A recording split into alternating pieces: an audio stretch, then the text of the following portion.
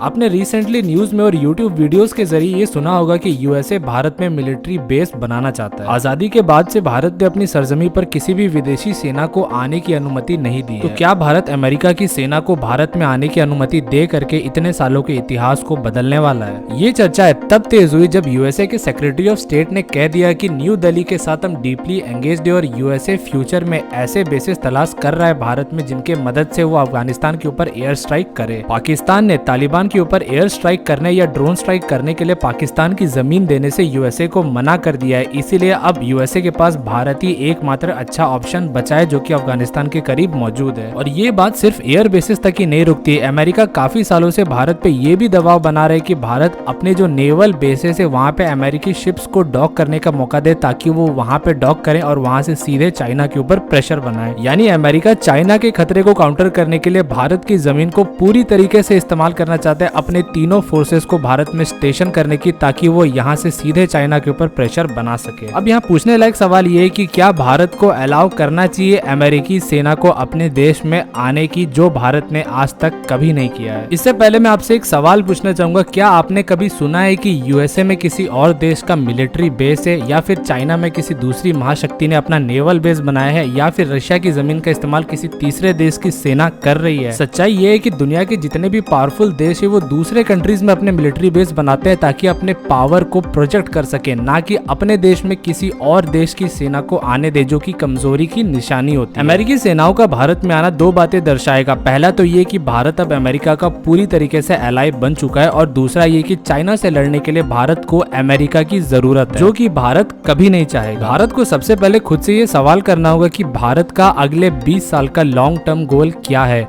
और क्या यूएसए को भारत में आने की अनुमति देना भारत के उस लॉन्ग टर्म गोल के साथ फिट बैठता है या फिर उसे कॉन्ट्राडिक्ट करता है। और अगर भारतीय सेनाओं का यूएस की सेनाओं के साथ मिल करके काम करना भारत के लॉन्ग टर्म गोल को फायदा पहुंचाता है, तो फिर भारत को ये पूछना चाहिए कि अमेरिका को अगर हम अपने बेसिस इस्तेमाल करने की मंजूरी देते हैं तो बदले में अमेरिका हमें क्या देगा। क्योंकि अमेरिका सीधे तौर से अपने फायदे के लिए भारत में आना चाहता है, जिससे कि पहले वो भारत के बेसिस का इस्तेमाल करके ड्रोन स्ट्राइक करे अफगानिस्तान के ऊपर, और उसके बाद भारत के जमीन का और खास करके भारत के नेवल पोर्ट्स का इस्तेमाल करे चाइना के ऊपर प्रेशर बनाने के लिए। और एक बार चाइना का खतरा खत्म हो जाता है तो अमेरिका भारत को ठीक उसी तरीके से छोड़ करके चला जाएगा जिस तरीके से उसने मिडिल ईस्ट के कंट्रीज को एक एक करके अबेंडन करना शुरू कर दिया है। तो भारत को ये पूछना पड़ेगा कि अगर हम अपने सिद्धांतों के खिलाफ जाकर के अमेरिका को बेस दे देते तो बदले में अमेरिका हमें क्या फायदा पहुंचाएगा। यूएसए के दुनिया भर में 800 से ज्यादा फॉरेन मिलिट्री बेसेस है। इनमें से कई सारे इंडो पैसिफिक रीजन में मौजूद है, जैसे कि जापान में, साउथ कोरिया में और फिलीपींस। यूएसए और इंडिया का कॉमन एनिमी है चाइना। भारत अमेरिका के सामने शर्त रख सकता है कि भारत में मिलिट्री बेस देने के बदले उस तीसरे कंट्री में जो यूएस का मिलिट्री बेस है, अमेरिका उनसे बात करके भारत को वहां रहने की अनुमति भी दे, जिससे कि साउथ कोरिया, जापान और फिलीपींस, जो कि तीनों देश चाइना की मेजर सिटी से काफी करीब है, वहाँ पे जो यूएस के मिलिट्री बेस है वहाँ इंडिया अपने मिसाइल रेजिमेंट्स को तैनात कर सकता है। भारत अपने ब्रह्मोस और अग्नि सीरीज के मिसाइलों को मिला करके एक मिसाइल रेजिमेंट बना सकता है और उन्हें इन देशों में तैनात कर सकता है, जिससे कि चाइना अगर भविष्य में फिर से भारत के सीमाओं में घुसने की कोशिश करता है या फिर पाकिस्तान के साथ मिलकर के भारत के खिलाफ कोई चाल चलता है, तो भारत सीधे चीन को धमकी दे सकता है कि हमारे मिसाइल तुम्हारे सिटीज के काफी करीब मौजूद है और तुम्हारे एक गलत फैसले की वजह से हमें बस एक बटन दबाना होगा और ये मिसाइल तुम्हारे मेजर सिटीज में जा करके तबाही मचा देंगे। इसके अलावा साउथ कोरिया और जापान में जो यूएस के नेवल बेस है, भारत कह सकता है कि वहाँ पे इंडियन नेवी के फ्लीट को भी रहने की मंजूरी देनी होगी, जिससे भारतीय नेवी के कुछ फ्लीट जैसे कि कुछ सबमरीन्स और युद्ध पोत सीधे चीन के करीब मौजूद हो, जिससे वो डायरेक्ट चीन के ऊपर प्रेशर बना के रख सके। अगर ये हो जाता है तो भविष्य में चीन भारत से सीधा टक्कर लेने से पहले 100 बार सोचेगा और इस कदम से भारत अपने आप को चीन के खतरों से काफी हद तक सुरक्षित रख पाएगा। इसके अलावा डिएगो गार्सिया, जो कि हमारे ठीक साउथ में एक आइलैंड मौजूद है, और साथ ही साथ जिबूती, इन दोनों ही जगहों पे भी भारत अपने मिलिट्रीज को परमानेंटली सेटल करने की बात यूएसए से कर सकता है। अगर यूएसए भारत को अपना एलाय बनाना चाहता है तो अलायंस